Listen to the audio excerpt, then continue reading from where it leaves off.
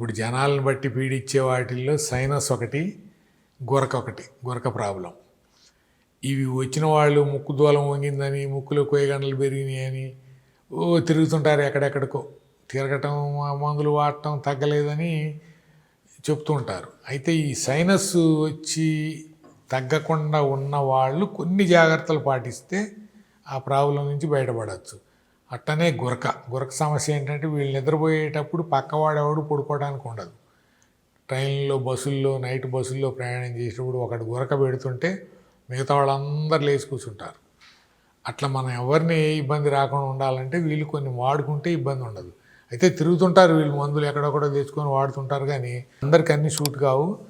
వీళ్ళు కొన్ని జాగ్రత్తలు తీసుకోవాలి. ఈ సైనస్ ఉన్నవాళ్ళు, గురక ఉన్నవాళ్ళు ఏం జాగ్రత్తలు అంటే అరటిపండు రాత్రిపూట తినకూడదు, పెరుగు పోసుకోకూడదు. పెరుగు ఆయుర్వేదానికి అసలు వ్యతిరేకం. ఎందుకు వ్యతిరేకం అంటే మజ్జిగ దివ్య ఔషధం, పెరుగు రోగం. పెరుగులో నీళ్ళ శాతం తక్కువ ఉంటుంది కాబట్టి లోపలికి వెళ్ళినప్పుడు నీళ్లు శాతం అవసరమైనప్పుడు రక్తంలో ఉన్న నీరు తీసేసుకుంటుంది. శరీరం ఆటోమేటిక్గా దాని పని అది చేయాలి కదా.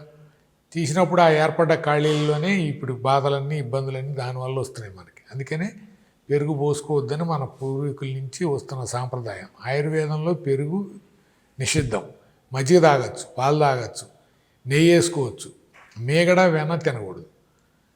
నెయ్యి నీళ్లతో సమానం, మీగడ, వెన్న ప్రమాదం. ఎందుకు ప్రమాదం అంటే కొలెస్ట్రాల్ లోపల పేగుల్లో వాటిల్లో గట్టిగా పట్టేసి వదలదు అనమాట. మన చిన్నతనంలో డాల్డా అని ఉండేది, అది శరీరంలోకి పోతే మొత్తం ఎక్కడికక్కడ పట్టేసి కదలనియదు. కానీ అది వేసే పూర్వం రోజుల్లో వంటలు చేసి ఇబ్బంది పడ్డారు. తర్వాత ఎప్పుడో తెలుసుకొని ఇప్పుడు మానేశారు. ఇంకా కొన్ని చోట్ల వాడుతున్నారు, అది కూడా బ్యాన్ చేస్తే మంచిది. ఈ 4 వాడే వాళ్ళకి తగ్గేది కష్టం. ఈ కొన్ని దేశాల్లో ఉంది. చైనాలో పంచదార ఎక్కువ వాడరు. 100 మంది ఉన్న ఇంట్లో 1 కేజీ 2 కేజీలు ఉంటుంది. మనం 100 మంది ఉంటే 4 బస్తాలు ఉంటుంది పంచదార.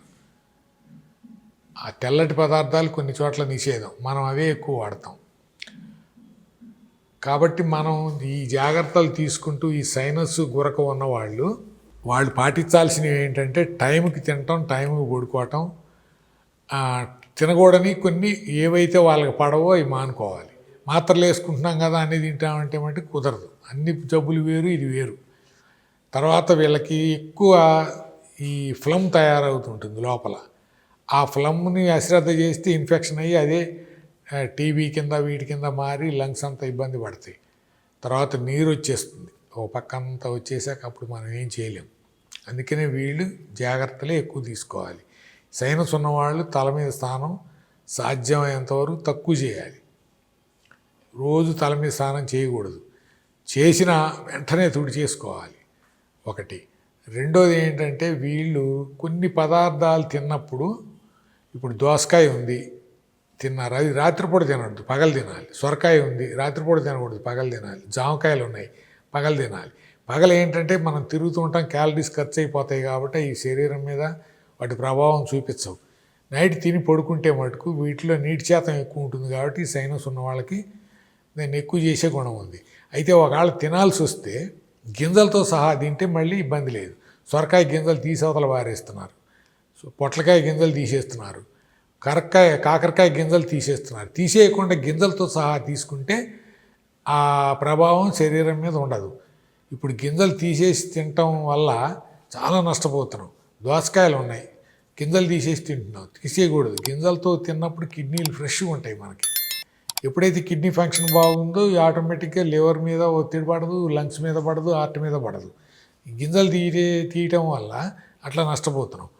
కాబట్టి ఏవి కూడా గింజలు తీయద్దు, గింజలతో ఉన్న పదార్థాలు తీసుకోవాలి. ఒకటి.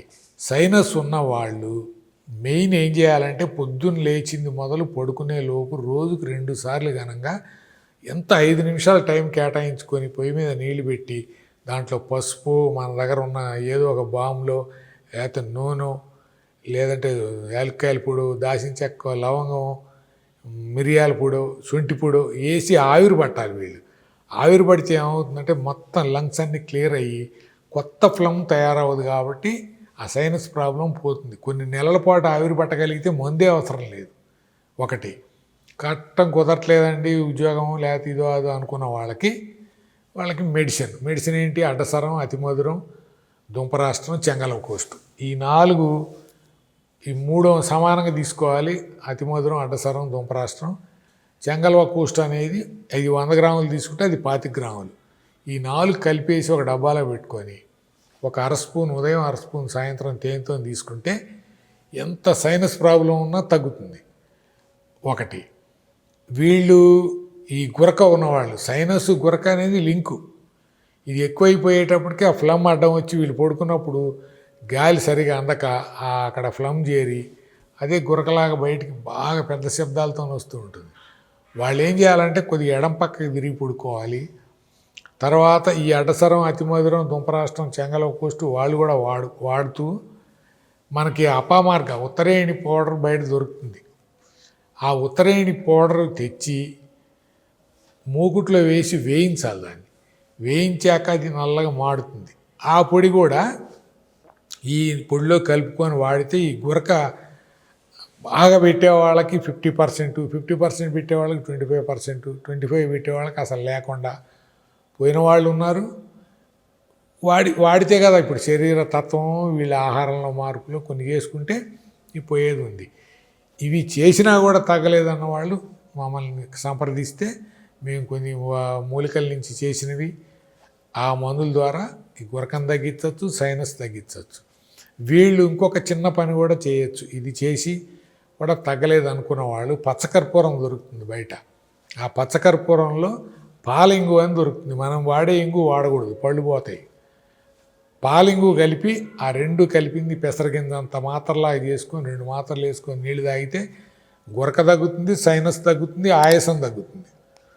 ఈ 3 రిలేటెడ్, ఒకదానికొకటి కంటిన్యూషన్ అనమాట. ఇవి 3 కూడా ఇప్పుడు నేను చెప్పిన వాటి అన్నిటితోనే తగ్గించుకోవచ్చు. వీళ్ళు ఖచ్చితంగా రోజు 4 సార్లు నీళ్లు పుక్కిలించటం, మట్టి నేల మీద నడవటం, సూర్యకిరణాలకు ఎదురెళ్ళటం, ఇవి చేయగలుగుతూ శరీరంలో సమశీతోష్ణం చేసుకుంటూ ఈ మందు వాడితే తగ్గకపోవటం అనేది లేదు. అయినా ఇవన్నీ చేయటం కుదరదు, మందు వాడినా తగ్గలేదు అన్న వాళ్ళకి మన దగ్గర పరిష్కారం ఉంది.